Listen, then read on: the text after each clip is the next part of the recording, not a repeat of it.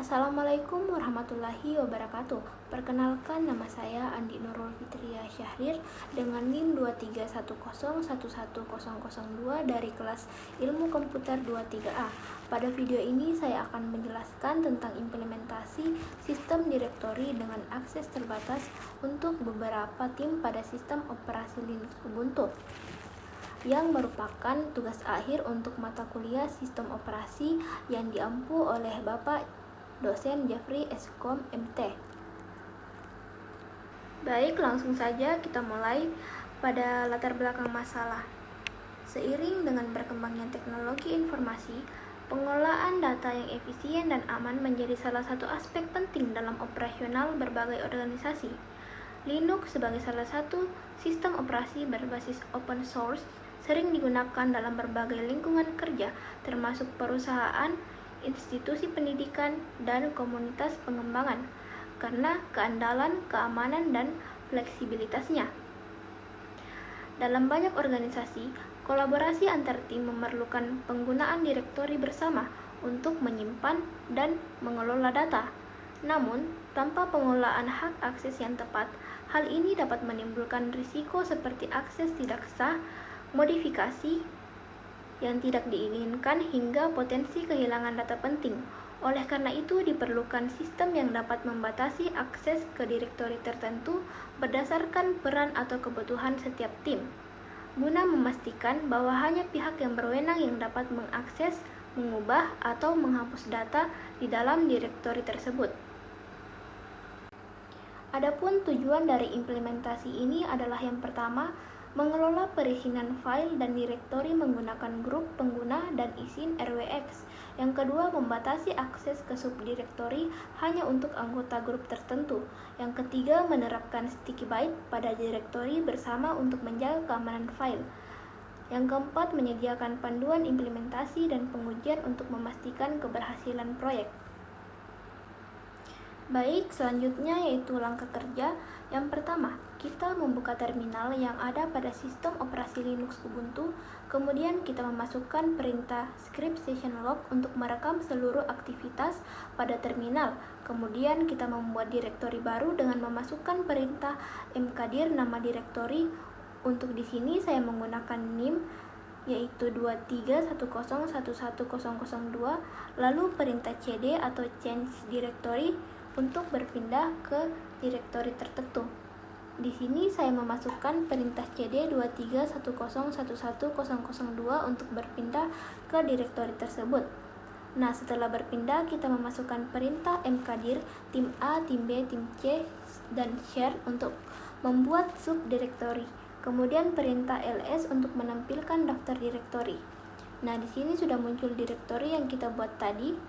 Selanjutnya kita akan membuat grup dengan memasukkan perintah sudo grup add. Di sini saya membuat 4 grup, yaitu tim A, tim B, tim C, dan altim. Lalu untuk melihat apakah grup tersebut berhasil dibuat, kita masukkan perintah cd/etc/group grep tim.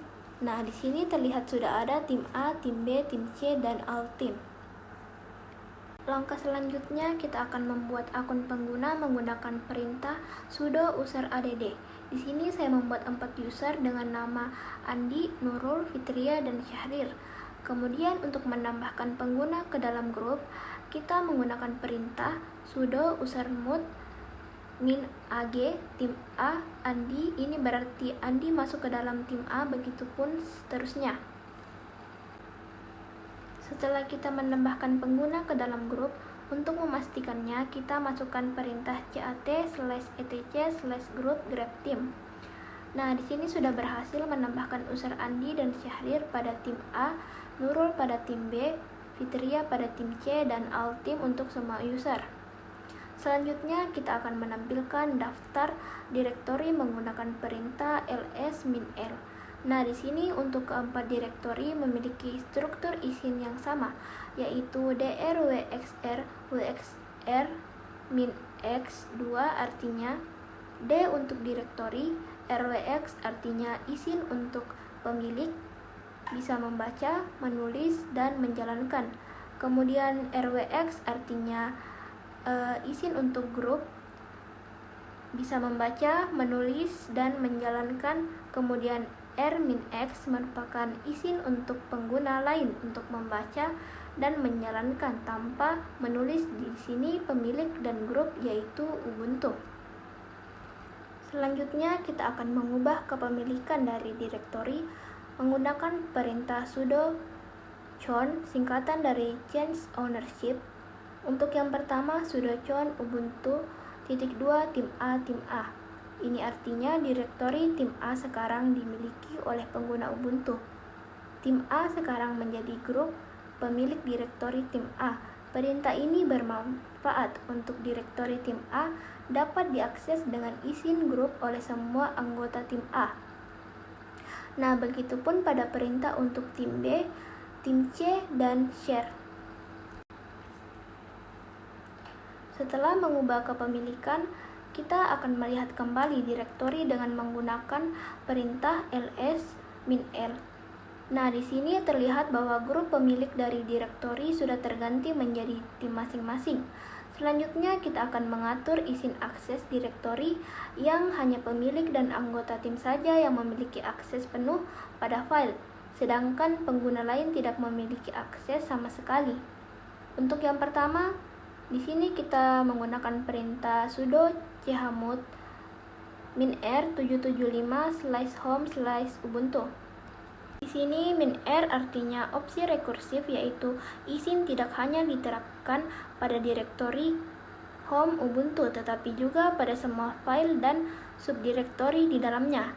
Kemudian 775 artinya pemilik dapat membaca, menulis, dan menjalankan. Untuk grup dapat membaca, menulis, dan menjalankan. Pengguna lain hanya dapat membaca dan menjalankan tanpa izin menulis. Yang kedua yaitu sudo chmod 770 tim A. Ini artinya direktori tim A sekarang memiliki izin berikut. Pemilik bisa membaca, menulis, dan menjalankan. Grup bisa membaca, menulis, dan menjalankan. Pengguna lain tidak memiliki akses sama sekali, tidak dapat membaca, menulis, atau menjalankan. Begitupun untuk tim B dan tim C. Lalu sudo chmod 1770 share. Ini artinya kita membuat sticky byte untuk direktori share, yaitu mencegah pengguna lain untuk menghapus atau memindahkan file di dalam direktori share, kecuali mereka adalah pemilik file tersebut atau super user. Kemudian untuk izin akses di sini, pemilik bisa membaca, menulis, dan menjalankan. Grup bisa membaca, menulis, dan menjalankan. Pengguna lain tidak memiliki akses sama sekali. Perintah ini menjadikan direktori share sebagai direktori bersama dengan akses penuh untuk pemilik dan grup, tetapi melindungi file di dalamnya dengan sticky byte agar hanya pemilik file yang dapat menghapus atau memindahkannya. Setelah kita mengatur izin akses, kita akan melihat kembali direktori menggunakan perintah ls-l. Nah, di sini terlihat yang bisa membaca, menulis, dan mengeksekusi hanya pemilik dan grup, sedangkan pengguna lain tidak memiliki izin sama sekali. Selanjutnya, kita akan menguji akses dengan cara login sebagai setiap pengguna. Baik, untuk yang pertama kita menguji akses untuk pengguna Andi dari tim A. Yang pertama kita coba masuk ke direktori tim A dengan perintah cd home ubuntu 2310110002 tim A. Maka akan berhasil. Kemudian kita coba masuk ke direktori tim B menggunakan perintah cd home ubuntu 2310110002 tim B. Maka yang akan muncul yaitu cannot cd to home ubuntu 2310110002 tim B, yang artinya tidak bisa berpindah ke direktori tim B. Begitupun pada direktori tim C. Lalu kita coba masuk ke direktori share dengan perintah cd home ubuntu 2310110002 share, maka akan berhasil. Selanjutnya kita coba menulis pada direktori utama yaitu 2310110002 dengan menggunakan perintah nano. Nama file di sini nama filenya yaitu file andi.txt. Kemudian untuk melihat file menggunakan perintah cat file andi.txt. Nah, berarti user Andi bisa menulis pada direktori utama yaitu 2310110002 dan membaca direktori share. Selanjutnya untuk pengguna Syahrir dari tim A itu sama seperti pengguna Andi tadi, sama-sama bisa menulis pada direktori utama yaitu 2310110002 dan membaca direktori share. Selanjutnya untuk menguji akses untuk pengguna Nurul dari tim B. Yang pertama kita coba masuk ke direktori tim B dengan perintah cd home ubuntu 2310110002 tim B, maka akan berhasil.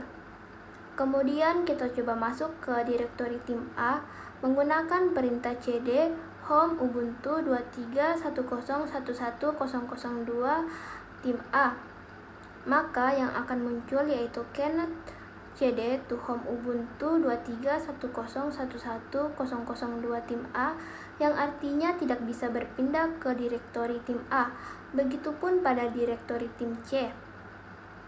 Lalu kita coba masuk ke direktori share dengan perintah cd home ubuntu 2310110002 share, maka akan berhasil. Kemudian kita coba menulis pada direktori utama yaitu 2310110002 dengan menggunakan perintah nano nama file. Di sini nama filenya yaitu file nurul.txt.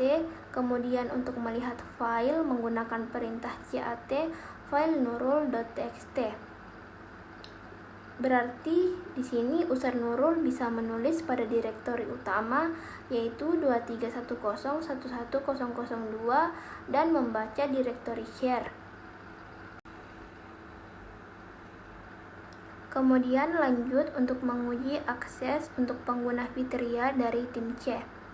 Yang pertama kita coba masuk ke direktori tim C dengan perintah cd home ubuntu 2310110002 tim C, maka akan berhasil.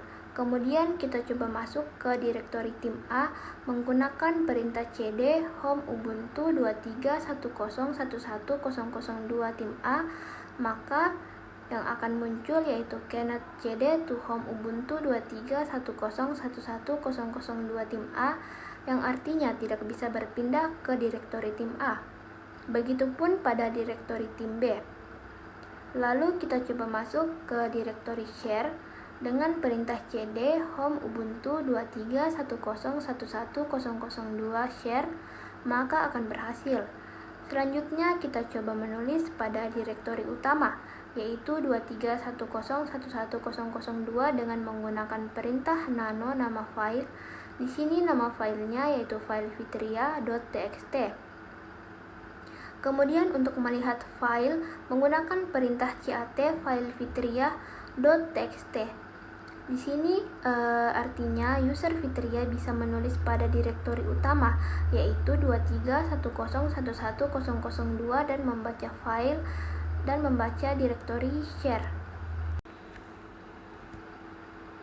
Baik, untuk kesimpulan, sistem direktori terstruktur dengan pengelolaan grup pengguna dan penerapan izin RWX berhasil diimplementasikan, memastikan pengaturan akses yang jelas dan terorganisir. Pembatasan akses ke subdirektori berhasil diterapkan, memungkinkan setiap tim hanya dapat mengakses direktori yang relevan sesuai kebutuhan mereka. Selain itu, fitur sticky byte pada direktori share efektif dalam menjaga keamanan file, mencegah penghapusan tidak disengaja oleh pengguna lain, sehingga memastikan integritas data bersama tetap terjaga. Secara keseluruhan, sistem ini mendukung pengelolaan data yang aman, efisien, dan sesuai dengan kebutuhan kolaborasi antar tim. Baik, cukup sekian dari saya. Kurang dan lebihnya mohon dimaafkan. Wabillahi taufiq wal hidayah. Wassalamualaikum warahmatullahi wabarakatuh.